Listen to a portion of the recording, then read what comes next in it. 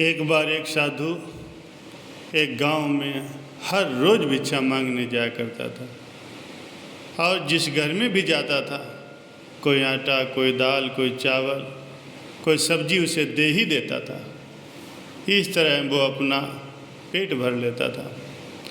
उसी गांव में एक व्यक्ति रहता था जो उसको हर रोज़ भिक्षा मांगने पर उसे गोबर देता था और ये कह कर के डांट देता था कि भगवान ने तुम्हें हाथ पैर दे रखे हैं, कुछ काम करके कमा के खाओ।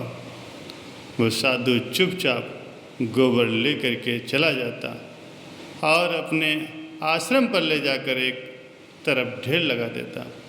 ऐसा करते करते उस गोबर का बहुत बड़ा ढेर बन गया था।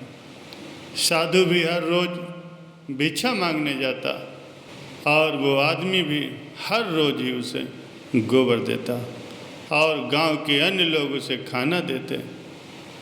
ऐसा करते करते दोनों का समय बीतता गया।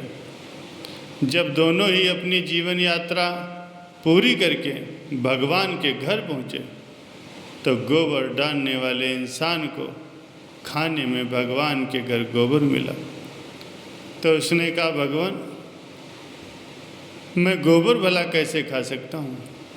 भगवान ने कहा, जब साधु तेरे घर भिक्षा मांगने जाया करता था, जिसका कोई और भिक्षा मांगने के सिवाय चारा नहीं था, तो आप उसको भिक्षा में गोबर देते थे और वही गोबर का ढेर अब इतना बड़ा हो गया है कि आपके खाने के हिस्से में अब गोबर ही आएगा।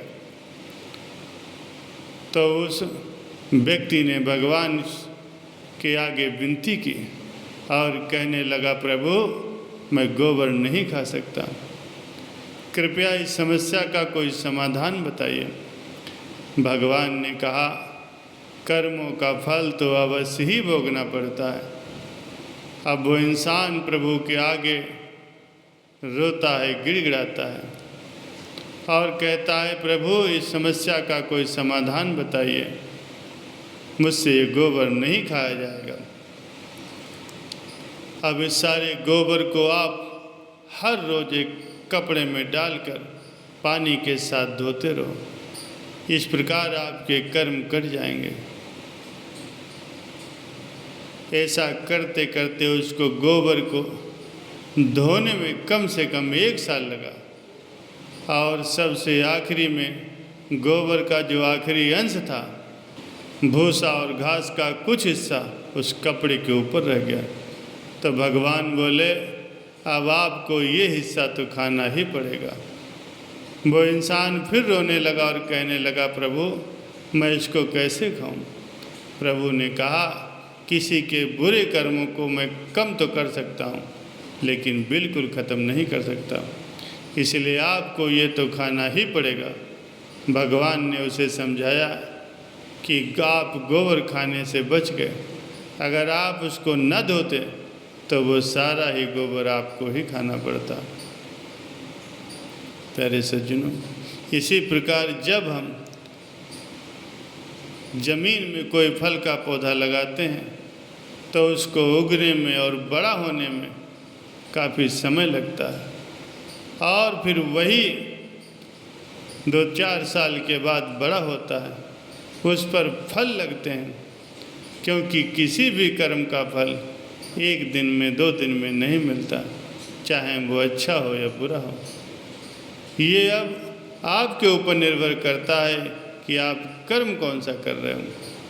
फल मिलने में समय ज़रूर लगेगा, पर मिलेगा ज़रूर। यही समय और परमात्मा का नियम है कि हमारे द्वारा किए गए हर एक कर्म का फल, चाहे वो सुख हो या दुख हो, वो हमारे ही कर्मों के ऊपर निर्भर करता है।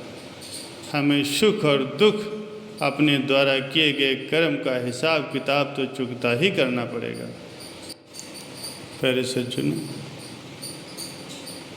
हमें प्रत्येक दिन जब भी हमारा मन शांत हो, हम ये अवश्य सोचना चाहिए कि हम इतनी बड़ी अशांति में क्यों हैं, क्यों ये भाग दौड़ तनाव, ये मकड़ी के जाले जैसा हम खुद बुन करके उसमें उलझे हुए हैं। और किसके लिए है ये?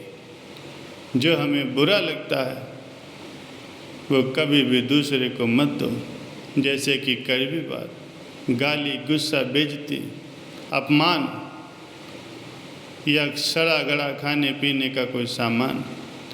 जो चीज़ें हमें अच्छी लगती हैं वो दूसरों को, ज़रूरतमंद को बिना मांगे ही दो। जैसे फल, धन, मिठाई, अच्छी बातें, अच्छा व्यवहार, सम्मान, खाने पीने की चीज़ें दोनों हाथों से बांटो। परोपकार करो, दान धर्म करो। संतों ने भी ये फरमाया है कि जो कुछ भी हम समेटते हैं वो सपना है, और जो लुटा रहे हैं वही केवल अपना है। इसलिए जितना लुटाओगे वो ही तुम्हारे साथ जाएगा, तुम्हारे काम आएगा। और याद रखना, सिर्फ तुम्हारे ही काम आएगा। संसार की किसी भी वस्तु से मनुष्य का स्थायी संबंध नहीं है। ये शरीर, ये मकान, ये धन दौलत, ये ज़मीन जायदाद, स्त्री, पुत्र, परिवार, दोस्त, कोई भी हमेशा साथ रहने वाला नहीं। एक दिन इन सभी वस्तुओं का ज्यों का त्यों छोड़कर यहाँ से चल देना है। जब जाएंगे साथ में एक छोटा सा तिल भी नहीं ले जा सकते। चाहे आप कितने भी उपाय कर लो, सारे उपाय यहीं धर रह जाएंगे। सिर्फ भगवान की भक्ति, प्रभु का नाम स्मरण और अच्छे कर्म, यही तुम्हारे साथ जाएंगे।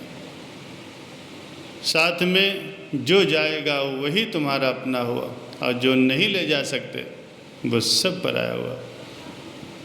फिर जीते जी उन पराये वस्तुओं से भला मोह क्यों है? आप गंभीरता से विचार करें। जब साथ में एक तिल भी नहीं ले जा पाओगे, फिर ये अशांति, ये हाय हाय, ये छीना झपटी क्यों मचा रखी? किसके लिए मचाइए?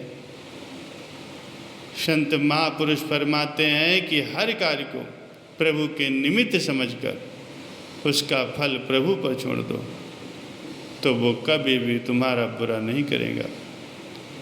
फिर सोचो, इन संसार की चीज़ों के लिए दुख क्यों करें? सुख दुख भी एक सोच के ही कारण है। दुख को भी अगर सुख मान लो तो सुख ही सुख हो जाएगा। यदि मोक्ष की इच्छा है तो विषय विकारों से दूर हो जाओ।